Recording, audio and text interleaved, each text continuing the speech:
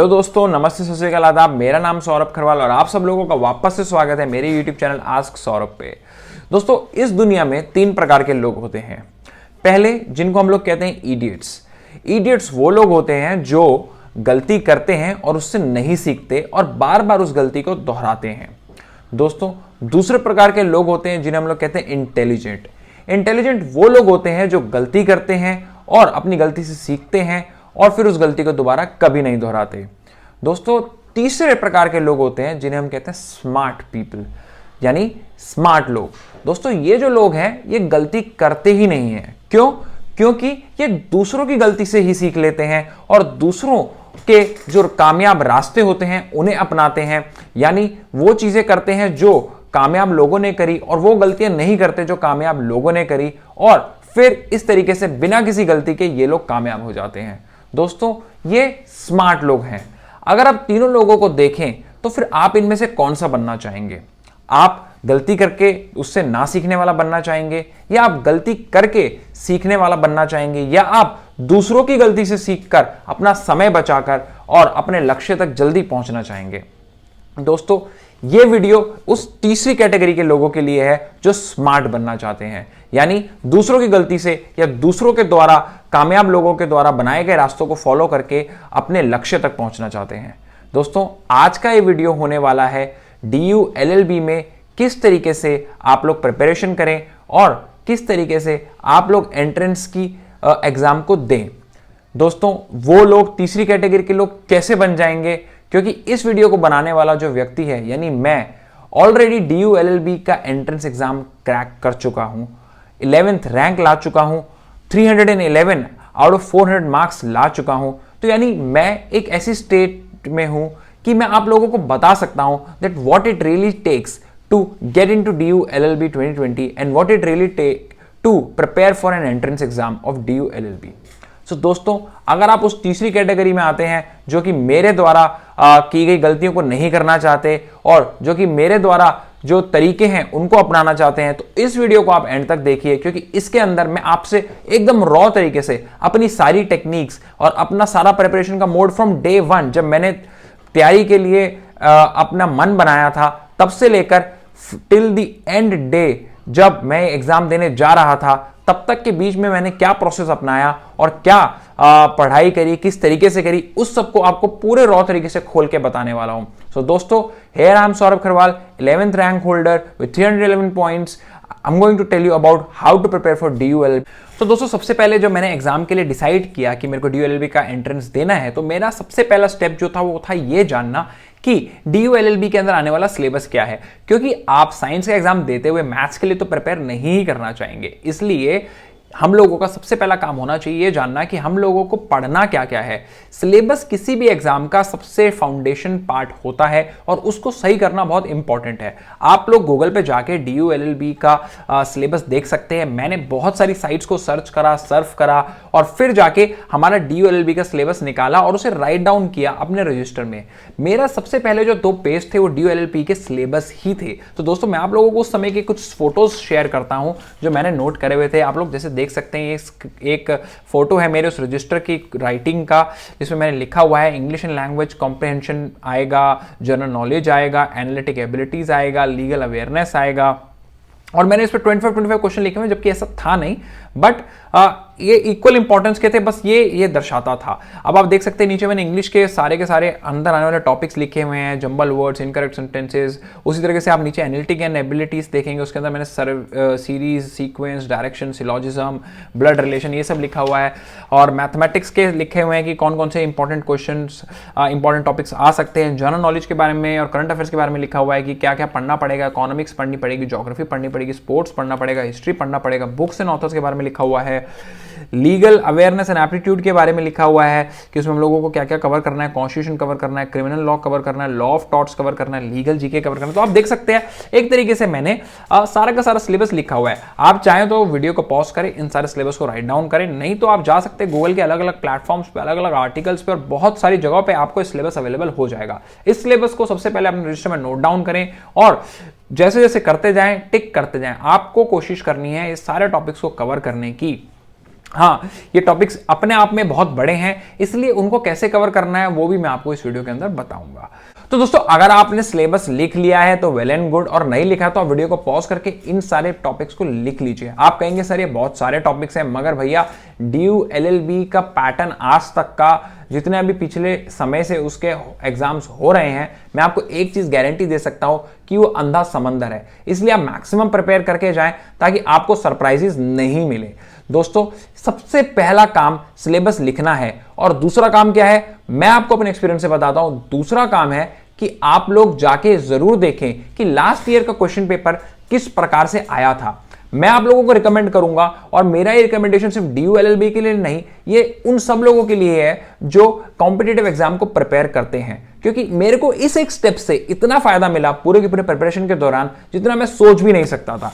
दोस्तों, आप last year का क्वेश्चन पेपर एक बार जरूर जाएं, उसे सॉल्व करने की कोशिश करें, गो थ्रू करें, और मेक श्योर करें अगर आप उस कॉम्पिटिटिव एग्जाम के लास्ट ईयर के क्वेश्चन पेपर की वीडियो यूट्यूब से निकालकर उसको वीडियो के अंदर देखें और स्पीकर द्वारा उसके एक एक एक्सप्लेनेशन को समझें।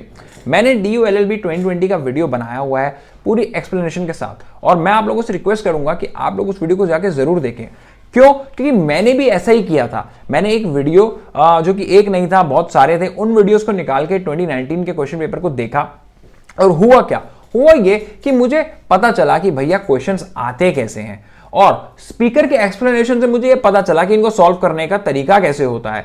साथ के साथ मुझे ये पता चल गया कि मैं कितना पानी में हूं और कितना पानी के बाहर, क्योंकि जब आप क्वेश्चन पेपर लास्ट ईयर का देखेंगे तो ही आपको असली पता मोल भाव का पता चल पाएगा कि आप कितना ऊपर है और कितना नीचे। क्योंकि सिलेबस देख के हम लोग ये आइडिया नहीं लगा सकते, मगर जब हम क्वेश्चन पेपर देखेंगे तो हमें इतना आइडिया लग जाएगा कि भैया मुझको इतना इतना तो आता है और इतने इतने पे मुझे मेहनत करने की जरूरत है। तो इसलिए मेरा जो सेकंड रिकमेंडेशन है आफ्टर सिलेबस सारे एस्पिरेंट से, वो ये है कि वो जाके लास्ट ईयर का क्वेश्चन पेपर पहली फुर्सत में सॉल्व करें, और उसका वीडियो YouTube पर देख पा रहे हैं या उसका वीडियो आपको कहीं मिल जाता है तो उसे जरूर देखें, क्योंकि वो वीडियो बहुत ही ज्यादा हेल्पफुल होता है, क्योंकि स्पीकर आपको उस वीडियो में नरेशन देता है, और नरेशन किसी भी क्वेश्चन पेपर को समझने के लिए बहुत आसान और बहुत ही इंपॉर्टेंट पार्ट होता है।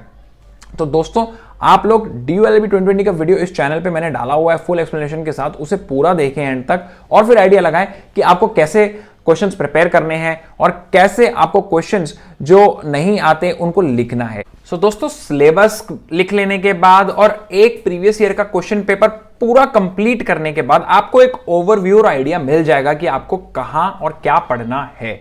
तो दोस्तों, अब उसे कैसे पढ़ना है पे हम लोग आते हैं। सबसे पहली चीज, आपको अपना लिटरेचर इकट्ठा करना पड़ेगा जहां से आपको पढ़ाई करनी है। दोस्तों, बहुत सारी बुक मार्केट्स में अवेलेबल है DU LLB को लेकर, क्लैट और आईलेट को लेकर, और आप लोग उनमें से कोई सा भी ऑप्शन चूज कर सकते हैं। मगर मैं, क्योंकि मैंने एक रैंक होल्डर हूं, मैंने कैसे प्रिपेयर किया तो मैं आपको बताता हूं कि मैंने पढ़ा था इस किताब से। इसका नाम है विली। विली के अंदर बेसिकली आपको सारे के सारे जो टॉपिक्स हैं वो मिल जाएंगे, और बहुत ही शॉर्ट फॉर्म में, क्योंकि आप एक ऐसे एग्जाम के लिए प्रिपेयर कर रहे हैं जहां पे टाइम इज द की। तो फिर आप चाहेंगे कि आप उसके अंदर मैक्सिमम से मैक्सिमम टाइम उन्हीं टॉपिक्स पे कवर करें जो कि इंपॉर्टेंट हो। तो आप जैसे देख सकते हैं, ये विली का टेबल ऑफ कंटेंट्स है। टेबल ऑफ कंटेंट में इसके अंदर लॉ ऑफ कॉन्ट्रैक्ट के बारे में चैप्टर है, कॉन्स्टिट्यूशन ऑफ इंडिया के बारे में चैप्टर है, लॉ ऑफ क्राइम के बारे में चैप्टर है, लॉ ऑफ टॉर्ट के बारे में चैप्टर है, मिसलेनियस के अंदर मैक्सिमम और भी कई सारी चीजें लोग कवर कर लेते हैं, legal knowledge and practice sets हैं।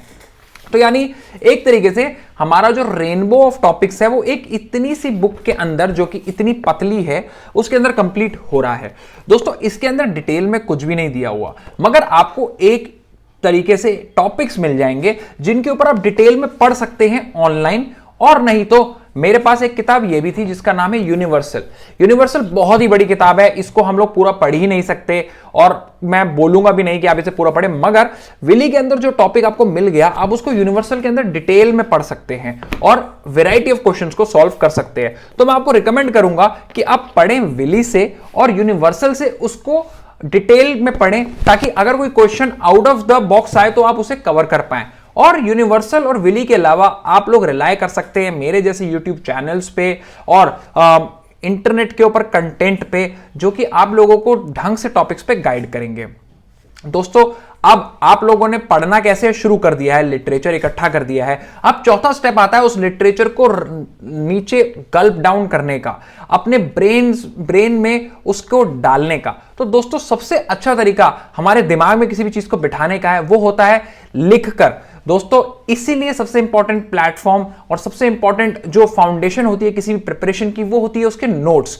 दोस्तों मैंने भी अपने लॉ के एग्जाम में नोट्स बनाए थे और किस तरीके से बनाए थे मैं आपको दिखाता हूं। मैंने टोटल 3 रजिस्टर्स इसके लिए रखे थे अलग से। अब 3 रजिस्टर के अंदर मैंने इनको डिफरेंशिएट तरीके से, आप देख सकते हैं इनके ऊपर मार्कर्स भी लगे हुए हैं, इन मार्कर्स को मार्क करके मैंने इन्हें डिवाइड किया इन टॉपिक्स के अंदर, जैसे कि Indian constitution polity, Indian contract act, law of taught, IPC, international bodies जिसके अंदर यूएन या आप कोई भी मैक्सिमम बॉडी कवर कर सकते हैं, फैमिली लॉ और करंट अफेयर्स। दोस्तों एक चीज का आप लोग ध्यान रखना, आप क्योंकि एक लॉन्ग टर्म प्रिपरेशन कर रहे हैं, यानी अगर आज आप मार्च में शुरू कर रहे हैं तो आपका एग्जाम होने जाएगा सितंबर के अंदर, यानी कुल 6 महीने के करीब आपको लग सकते हैं, 6 से 5 महीने। तो आप जो पहले महीने पढ़ेंगे वो क्या पता आपको छठे महीने ढंग से याद ना रहा हो। तो इन्हीं चीजों में नोट्स करते हैं एक इंपॉर्टेंट फीचर से काम, और मैं आपको दिखाता हूं कि नोट्स बनाते समय आपको कैसे मार्किंग करनी चाहिए। और एंड में आपको कुछ नहीं करना, एंड के आपने 1 महीना या 3 हफ्ते में सिर्फ अपने नोट्स को पढ़ना है और क्या करना है, क्वेश्चन पेपर सॉल्व करने हैं, जो कि मेरा अगला टॉपिक है, मगर मैं आपको नोट्स को ढंग से दिखाने के बाद उस टॉपिक पे भी आता हूं। तो दोस्तों ये देखिए मैंने अपने नोट्स कुछ इस प्रकार से बनाए थे। तो दोस्तों आप देख सकते हैं ये मेरा नोट्स है इंडियन कॉन्स्टिट्यूशन के को लेकर, और इसके अंदर देखो मैंने कितना डिटेलिंग में इसकी तरीके पे लिखा हुआ है कि इंडियन कॉन्स्टिट्यूशन में कॉन्स्टिट्यूंट असेंबली में आइडिया किसने दिया था, फिर उस कमेटी में कितने लोग थे, मैंने यहाँ पे स्लिप भी लगाई हुई है। और साथ में आप देखेंगे फिर आगे जाके हम लोग इसको धीरे धीरे पढ़ना शुरू करते हैं कि इसकी टाइमलाइन कैसे है, और इस तरीके से मैंने इंडियन कॉन्स्टिट्यूशन के पूरे नोट्स बनाए हुए। ये देखिए आप इंडियन कॉन्स्टिट्यूशन के पार्ट्स के बारे में मेंशन किया गया है, यहाँ पे देखिए प्रियम्बल मैंने पूरा का पूरा लिखा हुआ है। तो आप अपने नोट्स को कुछ इस तरीके से बनाएं और डिटेल में बनाएं, ताकि आपको बाद में जब आप 1 महीने पहले अपने नोट्स पे वापस आए प्रिपरेशन के टाइम, फाइनल एग्जाम से पहले, तो आपको पता चल रहा हो। देखिए मैंने 12 शेड्यूल्स को कितने अच्छे से मेंशन किया हुआ है। तो आप इसको ऐसे कर सकते हैं, ये इंडियन कॉन्स्टिट्यूशन था, फिर मैंने आपको बताया था मैंने 3 रजिस्टर बनाए हैं, और उसमें से एक रजिस्टर ये रहा जो कि यूनाइटेड नेशंस और ऐसे करके इंटरनेशनल ऑर्गेनाइजेशंस के बारे में था। देखिए यूनाइटेड नेशंस के बारे में मैंने मेंशन किया हुआ है, उसके मेन 6 ऑर्गन्स कौन से हैं, इसकी मैंने मार्किंग भी की हुई है। आप देखिए यहाँ पे UNSC, United nation security council की डिटेल करी गई है, और नीचे आप देखेंगे तो यहाँ पे ये लिखा गया है कि यूएनएससी में 15 मेंबर्स कौन कौन से हैं, उनकी पूरी डिटेलिंग करी गई है। इंडिया रिसेंटली एंटर हुआ था तो उसको एडिट भी किया गया है। तो इस तरीके से आप देख रहे हैं यूएन सेक्रेटरीट के बारे में लिखा हुआ है, इंटरनेशनल कोड ऑफ जस्टिस के बारे में लिखा हुआ है। तो इस तरीके से आप अपने नोट्स को बना सकते हैं। मैं अपना तीसरा रजिस्टर आपको दिखाता हूं जिसमें मैंने आईपीसी के बारे में पढ़ा था। तो आप लोग देख सकते हैं ये आईपीसी का मेरा रजिस्टर है, और इसके अंदर देखिए आईपीसी को प्रॉपर कहां से आई और क्या कहते हैं, हाँ इसमें थॉमस बेबिंगटन मैकॉली ने उसे कैसे डाला, और उसके बाद फिर हम लोग इसके आगे जो एक्टस रियस मेंस रिया के बारे में पढ़ रहे हैं। हम इसके फिर चैप्टर्स शुरू कर रहे हैं जिसमें अबेटमेंट के बारे में दिया गया है। और आप देखेंगे ये अबेटमेंट के बारे में आप अगर विली से पढ़ रहे हैं तो आपको उसके अंदर सारे के सारे क्राइम्स के बारे में ऑलरेडी बताया गया होगा, जो इंपॉर्टेंट क्राइम्स है, क्रिमिनल कॉन्स्पिरेसी और राइटिंग, अनलॉफुल असेंबली। तो ऐसे करके आप अपने नोट्स को बनाएं, और ताकि आप जब वापस शुरू से, क्योंकि ये over the period of time की बात है, इसमें 4-5 महीने हम प्रिपेयर कर रहे हैं, तो जब आप at the end of the course, जब आप लास्ट के 15-20 दिन जा रहे हो, तो आपके पास एक पूरा का पूरा सॉर्टेड मटेरियल हो जिसको आप पढ़ सकें, रिवाइज कर सकें और अपने एग्जाम की प्रिपरेशंस कर सकें। तो दोस्तों आप लोगों को मैंने अपने नोट्स के थ्रू ये दिखाया कि आप कैसे नोट्स प्रिपेयर कर सकते हैं, क्योंकि फिर से मैं रिपीट कर रहा हूं, ये एक लॉन्ग प्रोसेस है। आप 4-5 महीने के लिए पढ़ रहे हैं, उसके बाद आपने at the end of the exam जाके एग्जाम देना है। तो कई बार ऐसा होता है कि over the course of period हम बहुत सारी चीजें पढ़ते हैं, मगर एकदम एंड में हमें याद नहीं आता कि वो इंपॉर्टेंट चीज थी, क्या इंपॉर्टेंट चीज थी, और कुछ ना कुछ रह जाता है। तो नोट्स उसमें एक इंपॉर्टेंट फीचर प्ले करते हैं। आप बाद में अपना सब कुछ छोड़ के सिर्फ इन्हीं 3 रजिस्टर पर रिलाई करिए, यूनिवर्सल छोड़ दीजिए, विली छोड़ दीजिए, इंटरनेट छोड़ दीजिए, आपने पिछले 4-5 महीने में अपने नोट्स में जो इन्वेस्टमेंट करी है, जो आपने उनको इतनी मेहनत से बनाया है, आपने सब कुछ कोने में फेंक कर सिर्फ इन 3 रजिस्टर या 2 रजिस्टर या आप जैसे भी उसको नोट्स को बनाना चाहते हैं उन नोट्स पर रिलाय करिए और 15-20 दिन उन नोट्स को रिवाइज करिए। और उसके साथ साथ क्या करिए, उसके साथ साथ आप करिए अपने बहुत सारे क्वेश्चन पेपर्स और मॉक टेस्ट। दोस्तों मैं आपको बता दूं कि मॉक टेस्ट और क्वेश्चन पेपर करना एक बहुत इंपॉर्टेंट काम है किसी भी एग्जाम से पहले, क्योंकि उससे आप अपना स्पीड चेक कर पाते हैं और साथ के साथ आप उससे अपना नॉलेज चेक कर पाते हैं। दोस्तों क्वेश्चन पेपर और मॉक टेस्ट करने के मैं आपको 2 तरीके बताता हूं। एक तरीका है आप अपने टाइम को, यानी आप कितने स्पीड पे क्वेश्चन कर रहे हैं और क्या टाइम पे अपना क्वेश्चन पेपर खत्म कर पा रहे हैं उसको चेक करें। और दूसरा तरीका है आप क्वेश्चन पेपर को ऐसे करें कि आप क्वेश्चन पेपर से भी कुछ सीख कर लेकर जाएं। दोस्तों उसी को करने के लिए मैंने एक तरीके से बहुत सारे क्वेश्चन पेपर सॉल्व करे थे और मैं आपको वो क्वेश्चन पेपर सॉल्व करने का तरीका अपने 4th रजिस्टर, जो कि क्वेश्चन पेपर्स को सॉल्व करने वाला रजिस्टर है, उसके थ्रू दिखाता हुआ समझाता हूं। तो चलिए आइए देखते हैं मेरा वो 4th रजिस्टर जिसके अंदर मैंने बहुत सारे क्वेश्चन पेपर्स को सॉल्व किया था और एक बहुत ही अच्छा तरीका रिफाइंड किया था कि क्वेश्चन पेपर से भी हम सीख सकें कि हम क्वेश्चन पेपर खत्म जब कर रहे हैं तो हमारे पास और मल्टीपल चीजें हो जिनको हम बाद में पढ़ सके। तो आइए दोस्तों मेरे चलते हैं 4th रजिस्टर पे। तो दोस्तों आप देख सकते हैं ये मेरा 4th रजिस्टर है जिसके अंदर मैंने क्वेश्चन पेपर सॉल्व करने के लिए अपना रखा गया था।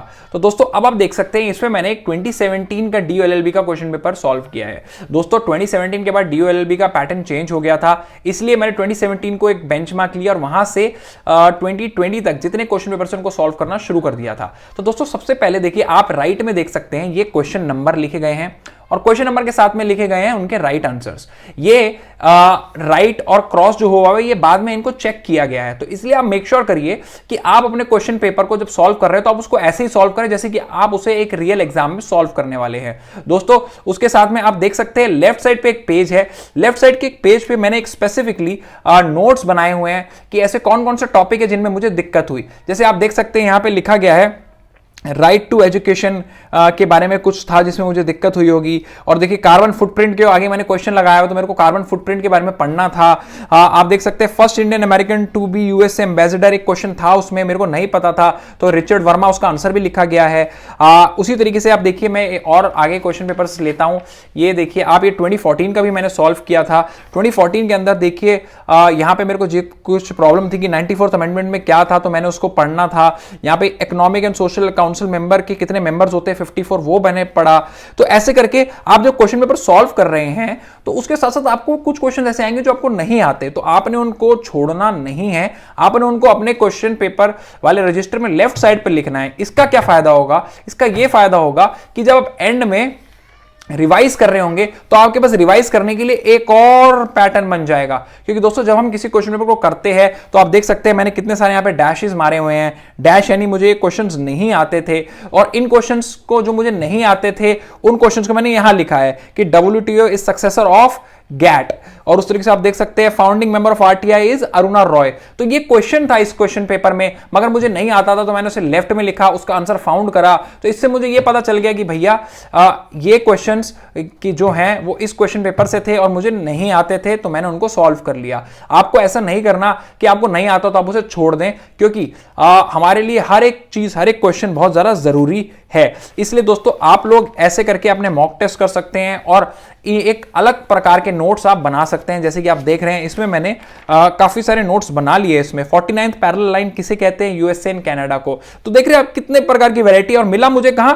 2012 के DOLLB के क्वेश्चन पेपर में। और क्या पता 2021 का जो क्वेश्चन पेपर आया हो उसमें ये लोग पूछ लें कि 49th पैरेलल लाइन किसे कहा जाता है? यूएसए एंड कनाडा के बॉर्डर को कहा जाता है। तो दोस्तों मेक श्योर करें कि आप अपने नोट्स को ऐसा बनाएं, अपने क्वेश्चन पेपर वाले रजिस्टर को भी ऐसा बनाएं कि वो भी आपके नोट्स का काम करे, क्योंकि at the end of the day हमारे को सबसे इंपॉर्टेंट है ज्यादा से ज्यादा चीजें कवर करना और एट द राइट टाइम उन चीजों को रिवाइज करना जो कि at the end of the course before the exam 15-20 दिन पहले करा जाता है।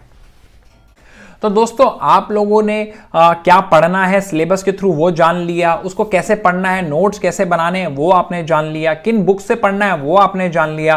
फिर क्वेश्चन पेपर सॉल्व करते समय कैसे कैसी चीजों का ध्यान रखना है जब आप मॉक टेस्ट और प्रिपरेशन के लिए तैयारी कर रहे हैं वो भी मैंने आपको बता दिया। दोस्तों अब आ जाता है एग्जाम डे, यानी एग्जामिनेशन वाले दिन। एग्जामिनेशन वाले दिन आपने ध्यान रखना है कि आपका एग्जाम 2 घंटे का होने वाला है और 2 घंटे के एग्जाम के अंदर आपने अपने 100 क्वेश्चंस अटेम्प्ट करने हैं। वैसे तो मैंने बहुत सारे एग्जाम्स जो कि बच्चे देते हैं उन सबसे पूछा है, ये इनफ टाइम है DU LLB का क्वेश्चन पेपर सॉल्व करने के लिए, क्योंकि आपको 1 पॉइंट आंसर्स देने हैं। यानी आपको अगर कोई पूछे कि आर्टिकल 145 के अंदर क्या है, तो आपको ज्यादा सोचने की जरूरत नहीं है। अगर आपने पढ़ा है तो आप बता देंगे कि भैया रूल्स ऑफ सुप्रीम कोर्ट है और डायरेक्ट आंसर मार्क कर देंगे।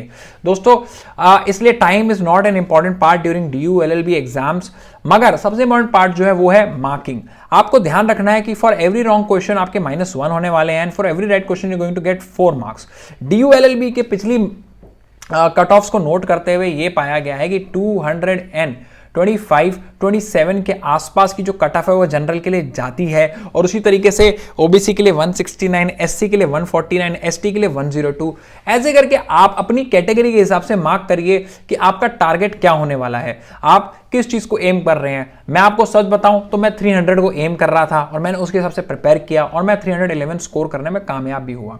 दोस्तों अगर आप जनरल कैटेगरी के लिए प्रिपेयर कर रहे हैं तो 225-27 आपका टारगेट नहीं होना चाहिए, क्योंकि अगर आप 225-27 के लिए टारगेट करेंगे तो क्या पता आप उससे नीचे हिट करें। आपका टारगेट होना चाहिए 250, और अगर आपको 250 मार्क्स लाने हैं तो आपको मेक श्योर करना पड़ेगा कि आप कम से कम भी 65 के आसपास क्वेश्चन सही कर रहे हैं।